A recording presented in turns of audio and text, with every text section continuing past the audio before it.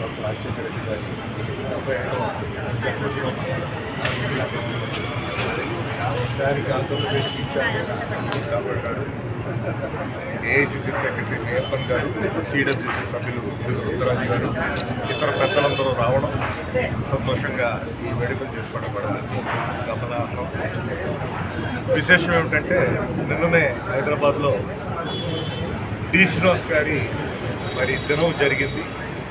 ఆనాడు పిసిసి అధ్యక్షులుగా డి శ్రీనివాస్ గారు, సిఎల్పి నాయకులుగా రాజశేఖర రెడ్డి గారు ఉండి కాంగ్రెస్ పార్టీకి విజయానికి 2004లో తీసుకొచ్చారు.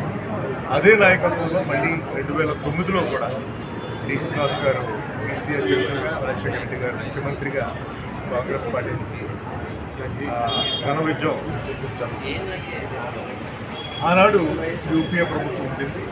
యూపీఏ ప్రభుత్వం ఆలోచనలు ఏవైతే ఉన్నాయో ప్రజలను దృష్టిలో పెట్టిన పరిపాలన, ఉపాధి హామీ పథకం కానీ, లేకపోతే రైట్ టు ఎడ్యుకేషన్ యాక్ట్ కానీ, రైట్ టు ఫుడ్ యాక్ట్ కానీ, ఇవన్నీ కూడా ఒక చిత్తశుద్ధితో ఇంప్లిమెంట్ చేసి ప్రజల్లోకి కాంగ్రెస్ పార్టీని రాజశేఖర రెడ్డి గారు ప్రజల్లో ఎంతో బలోపేతం చేశారు. ఆయన ఎంతో ప్రేమతో తెచ్చుకున్నారు. ఈనాడు షర్మిల గారు వచ్చారు. ఆయన క్యారెక్టరిస్టిక్స్ ఉన్నాయి, ఆయన పట్టుదల ఉంది. ఆ నాయకత్వంలో తిరిగి కాంగ్రెస్ పార్టీ మళ్ళీ బలోపేతం అవుతుందని తప్పకుండా ప్రజలకి దగ్గర అవ్వడానికి, రాష్ట్రాన్ని ప్రగతి దిశలో తీసుకెళ్ళడానికి కూడా కాంగ్రెస్ పార్టీ ఎప్పుడు కూడా దాని గురించి